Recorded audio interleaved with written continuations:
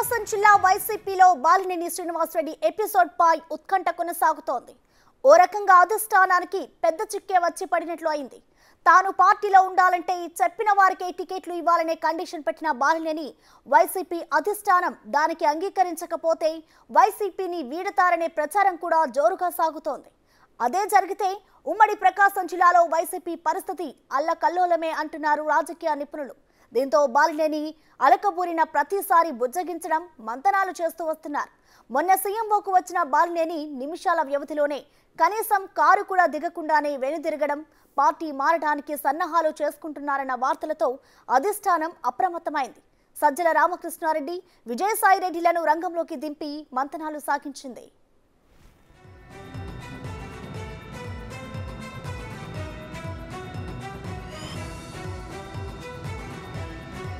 5 గంటల పాటు కుటుంబ సభ్యులు, ముఖ్య నేతలతో బాలినేని భేటీ అయ్యి భవిష్యత్ కార్యాచరణపై చర్చలు చేశారు. ఒంగోలు అసెంబ్లీ సీట్ కాదని గిద్దలూరు వెళ్లాలని సీఎం జగన్ సూచించినట్లు సమాచారం. ఒంగోలు అసెంబ్లీ స్థానం నుంచి వైవి సుబ్బారెడ్డి తనయుడు విక్రాంత్ రెడ్డి పోటీ చేస్తున్నారని బాలినేనితో పార్టీ నేతలు చెప్పారని తెలుస్తోంది. ఒంగోలు పార్లమెంట్ నుంచి చెవిరెడ్డి భాస్కర్ రెడ్డి పోటీ అని వైసీపీ పెద్దలు చెప్పడంతో సజ్జల భేటీ తర్వాత బాలినేని మరింత ఆగ్రహం వ్యక్తం చేసినట్లు సమాచారం. గెలవడానికి సీఎం ఫోటో చాలు అన్నప్పుడు ఈ మార్పులు చేర్పులు ఎందుకని సజ్జల రామకృష్ణారెడ్డిని బాలినేని ప్రశ్నించినట్లు సమాచారం. ఇక తనకు ఈ రాజకీయాలు వద్దంటూ తీవ్ర అసహనానికి గురైనట్లు తెలుస్తోంది. ప్రకాశం జిల్లాలో నచ్చినట్లు చేసుకోండని, తనకు సంబంధం లేదని చెప్పిన బాలినేని హైదరాబాద్ బయలుదేరడానికి సిద్ధమైనట్లు వార్తలు వినిపిస్తున్నాయి. బాలినేని శ్రీనివాసరెడ్డికి వైవి సుబ్బారెడ్డి బ్రేకులు వేస్తున్నట్లు పార్టీ వర్గాలు చెబుతున్నాయి. మరోవైపు బాలినేనితో జనసేన నేతలు టచ్ లో ఉన్నట్లు సమాచారం.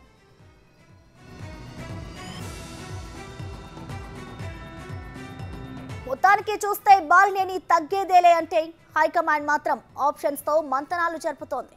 ఇక ఒంగోలు ఎమ్మెల్యే, ఎంపీ అభ్యర్థుల విషయంలో జగన్ మనసులో ఏముందో లెక్క ఎప్పుడు తేలుతుందా అని ప్రకాశం జిల్లా ప్రజలు, వైసీపీ అభిమానులు ఉత్కంఠ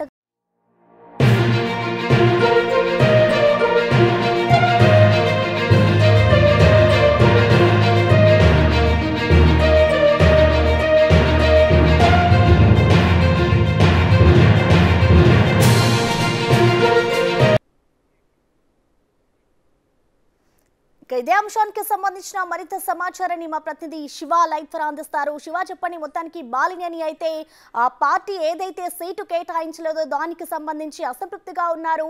మరి వేరే పార్టీలో జాయిన్ అయ్యే అవకాశం ఏమైనా కనిపిస్తుందా? శివ, అప్డేట్స్ ఏంటి?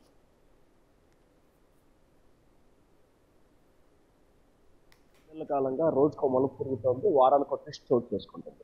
ప్రస్తుతానికి సంబంధం చూసుకుంటే మాజీ మంత్రి బాలినేని శ్రీనివాసరెడ్డి, ఈయన వైఎస్ఆర్ కుటుంబానికి అత్యంత సన్నిహితుడు, విజయమ్మకి బంధువు అవుతున్న పరిస్థితి. కానీ ఈ నేపథ్యంలో గడిచిన 3 నెలల కాలంగా బాలినేని పడుతున్న ఆటుపోట్లు, ఇబ్బందులు అన్నీ ఇన్ని కావు. నిజంగా వాస్తవాన్ని చెప్పాలంటే వైఎస్ఆర్ పార్టీ పెట్టిన దగ్గర నుంచి ఎవరైతే ఉన్న కొద్దిమంది నేతలు 5-6గురిలో బాలినేని ఒకరు. వైఎస్ఆర్సీపీ ఎదగటంలో కీలకమైన పాత్ర పోషించిన వ్యక్తిలో బాలినేని కూడా ఒకరు. అటువంటి బాలినేని పరిస్థితి మాత్రం ప్రస్తుతం ఆ పార్టీలో తురుపు మొక్కలాగా వినియోగిస్తున్నారు. కనీసం బాలినేనికి సరైన ప్రాతినిధ్యం లేదని చెప్పి కూడా ఆయన తలబట్టుకుంటున్న పరిస్థితి కనిపిస్తుంది. తాజాగా ఒంగోలు ఎంపీకి సంబంధించి మాగుంట శ్రీనివాసరెడ్డికి టికెట్ ఇచ్చే ప్రసక్తే లేదు, అతని పేరు ఎత్తద్దు అని చెప్పి సీఎం ఖరాఖండిగా తేల్చి చెప్పారు. మాగుంట శ్రీనివాసరెడ్డికి ఎంపీ టికెట్ ఇవ్వాలని చెప్పి గత కొన్ని రోజులుగా బాలినేని పట్టుబడుతున్నారు. ఈ ఎపిసోడ్లో ఎటువంటి మార్పులు చేర్పులు లేవని చెప్పి ముఖ్యమంత్రి కార్యాలయం, ముఖ్యమంత్రి స్వయంగా చెప్పిన పరిస్థితి. ఆ తర్వాత తన కుమారుడికి ఎంపీ టికెట్ ఇవ్వాలని చెప్పి బాలినేని కోరారు. దానికి కూడా వైఎస్ఆర్సీపీ అధిష్టానం ఏమాత్రం కూడా ఖాతరు చేయని పరిస్థితి కనిపిస్తూ ఉంది. అలాగే ఒంగోలు అసెంబ్లీకి కొన్ని దశాబ్దాలుగా తాను ఒంగోలు అసెంబ్లీ నుంచి బరిలో ఉంటున్నాను, ఒంగోలు అసెంబ్లీకి తాను మరోసారి పోటీ చేస్తాను, అవకాశం ఇవ్వమంటే దానికి కూడా వైఎస్ఆర్సీపీ ఏమాత్రం కూడా అవకాశం కలిగించట్లేదు. గిద్దలూరు వెళ్ళి పోటీ చేయాలని చెప్పి అధిష్టానం సూచన చేస్తున్న పరిస్థితి కనిపిస్తుంది. తాను కోరుకున్న ఒంగోలుతో పాటు ఒంగోలు పార్లమెంటు స్థానం, కొన్ని నియోజకవర్గాలు, ప్రకాశం జిల్లాకు సంబంధించి కొన్ని నియోజకవర్గాల్లో కూడా మీ ఇష్టానుసారంగా వ్యవహరిస్తున్నారు, ఇటువంటి రాజకీయాలు చేయటం నా వల్ల కాదు, మీకు నచ్చినట్లు చేసుకోండి అని చెప్పి సజ్జల రామకృష్ణారెడ్డికి చేతులు దండం పెట్టినట్టు కూడా మనకు తెలుస్తా ఉంది. ముఖ్యంగా ఒంగోలు అసెంబ్లీకి సంబంధించి ఎవరైతే ఉన్నారో వైవి సుబ్బారెడ్డి తనయుడికి ఇవ్వాలని చెప్పి వైఎస్ఆర్సీపీ అధిష్టానం దాదాపుగా నిర్ణయం తీసుకుంది.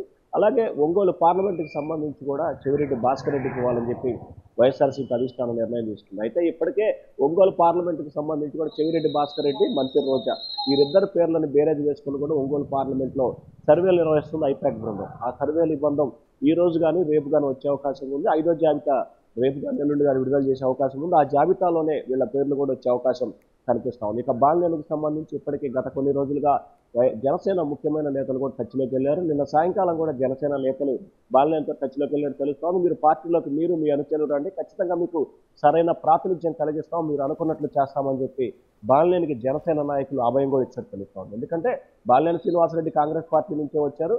ఇవాళ ఏదైతే జనసేనకి సంబంధించిన నాదెండ్ల మనోహర్ కూడా కాంగ్రెస్ పార్టీ నుంచి వచ్చారు. ఆయన ఇప్పుడు జనసేనలో నెంబర్ 2గా ఉన్నారు. ఈ నేపథ్యంలో నాదెండ్ల మనోహర్ బాలినేనితో కూడా మాట్లాడినట్టు మనకి సమాచారం అందుతుంది.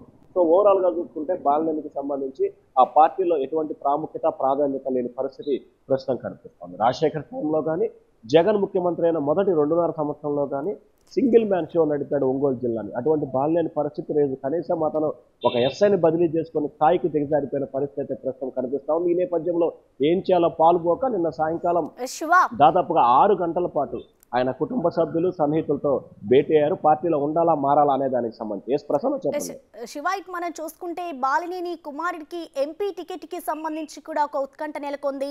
ఒకవేళ బాలినేని కుమారుడికి ఎంపీ టికెట్ ఇస్తే బాలినేని అదే పార్టీలో కొనసాగుతారా, లేదంటే ఆయన అడిగినట్లు సీట్లు ఇవ్వకపోతే వేరే పార్టీలో ఏమైనా జాయిన్ అయ్యే అవకాశం ఉందనుకోవచ్చా శివ?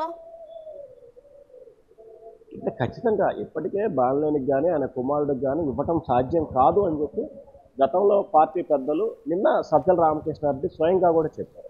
నిన్న సజ్జల రామకృష్ణారెడ్డి విజయవాడ ప్రైవేటు హోటల్లో ఉన్న బాలినేని శ్రీనివాసరెడ్డితో దాదాపుగా 30 నిమిషాల పైగా కూడా భేటీ అయ్యారు. ఒక దశలో బాలినేని సజ్జల్ని మీరు వద్దు వెళ్ళిపోండి అని చెప్పే పరిస్థితి కూడా అక్కడ చోటు చేసుకున్నట్లు కూడా మనకు తెలుస్తూ ఉంది.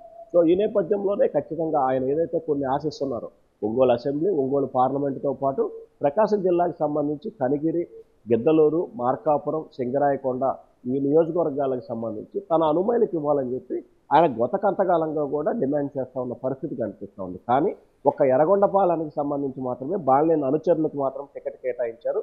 మిగిలిన చోట్ల ఎక్కడా కూడా బాలినేని చెప్పిన వారికి కానీ బాలినేని కూడా టికెట్ ఇచ్చే పరిస్థితి ప్రస్తుతం కనిపించింది. సో ఈ నేపథ్యంలోనే దాదాపుగా ఆయన పార్టీ మారాలని ఒక నిర్ణయానికి వచ్చారు.